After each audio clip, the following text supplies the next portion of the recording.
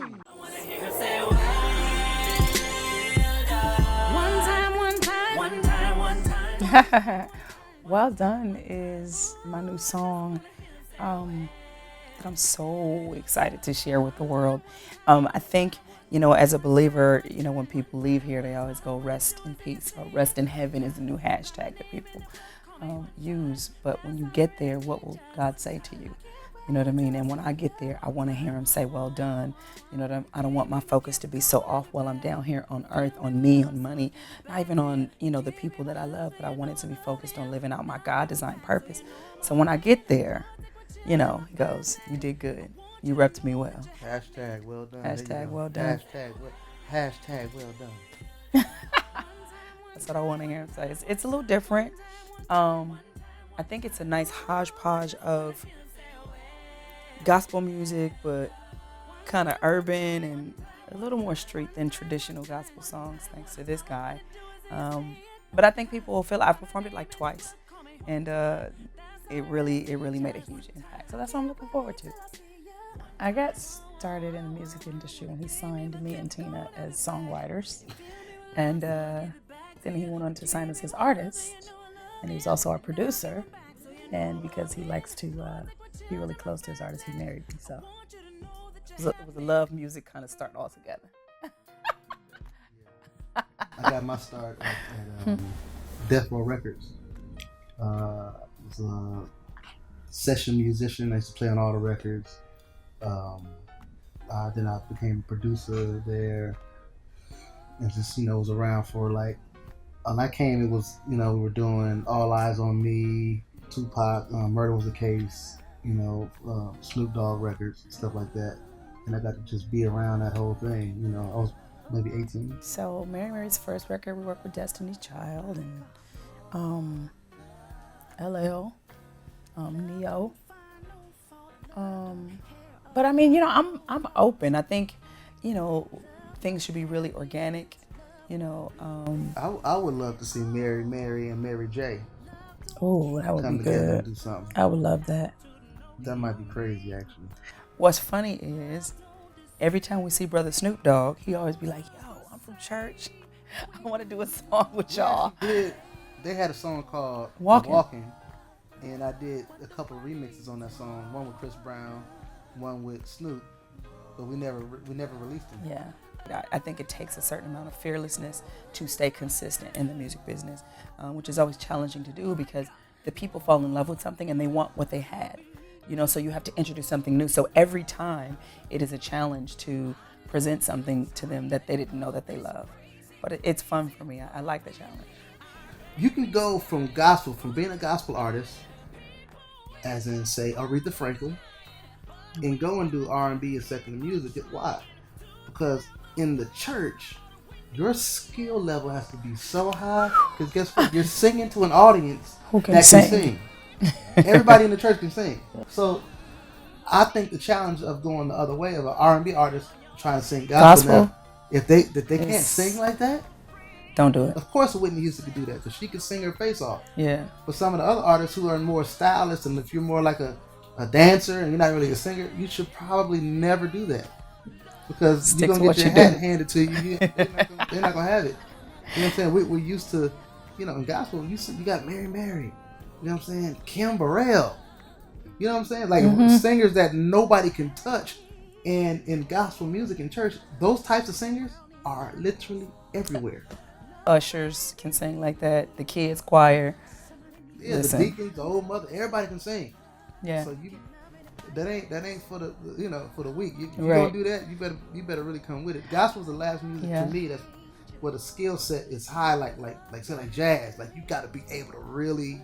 You can't fake the funk on it. Yeah, I know sometimes people feel like a title can restrict you. I don't feel like it's restricted me in any way. Genre, like I don't call me this because being this means I can't do that. And I feel like you can take your title and be whatever you want, wherever you want. It takes a little more resiliency and determination, but I don't feel like if I take the name gospel off of me, now I'll be successful. I've been successful as a gospel artist. So I can remain a gospel artist. And people ask that question all the time, would you ever consider doing R&B? Would you ever consider doing something else? And I always say, no, why? You know what I mean? I'm not looking if I was something else, if I was a rapper, if I was a R&B singer, then I'd really be successful. I'm fine with the corner of the world that has been assigned to me, and I'm gonna work the heck out of it. And I'm gonna expand that as much as I can, but I'm okay with being called a gospel artist. I'll redefine it. If it has a negative connotation, I'll redefine it and make it something. I'll make it what I want it to be, what I believe it to be. I don't feel like I have to accept the negativity that goes along with what people assume, a gospel singer is. And that should go for any genre: hip hop, pop, R&B. Be an R&B singer, but be on whatever stage you want to be on. You don't have to not be you to go where you want to go musically. And then plus, our agenda is souls and touching people and connecting them to God. And so that's a very urgent, every single day, 365 day a year job and task. So it's a bit of a different motivation. It ain't about being hot. It's not about being hot. Yeah, and in our eyes, we always been cracking, so we never feel like, man, MTV didn't call us. They don't love Jesus, so of course they don't want nobody coming in there saying live right, do right. So that's not their thing. So, but that's fine. We have our own stuff, and we feel fully valued and fully necessary in music as a whole, knowing that our music serves a different purpose. But I am grateful for like Lecrae and Chance. Absolutely. Shining the spotlight on it, but you're shining the spotlight on something that's already been what it is. But Yeah. I'm glad that Chance is sampling gospel records. Awesome. I think that's super dope. We should work with Chance the Rapper. That would be cool. Yeah. Mary or Erica Campbell, Chance. Work it out. Make that happen, boss man. Yeah, I just signed Lena Bird Miles, who is a beast. phenomenon singer out of Oakland, California.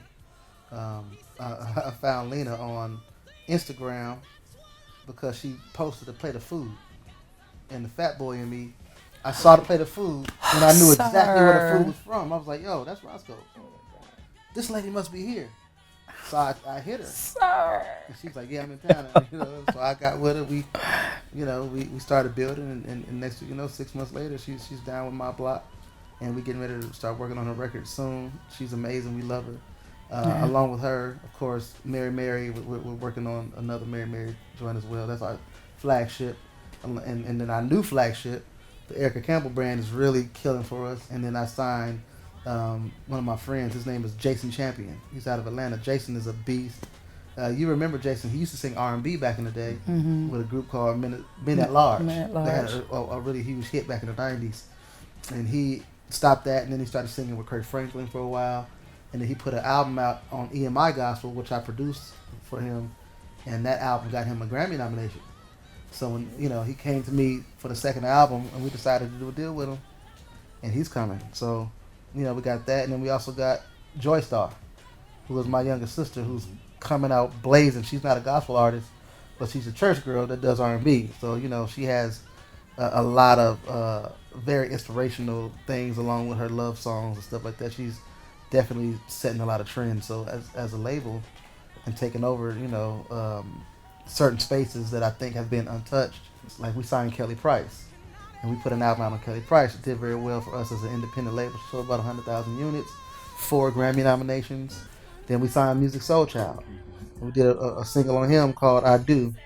And that album, people love him for this album, and it's helping him move forward. And it's helping us as a label move forward. And so that affords us the opportunity to invest in gospel. You know what I'm saying?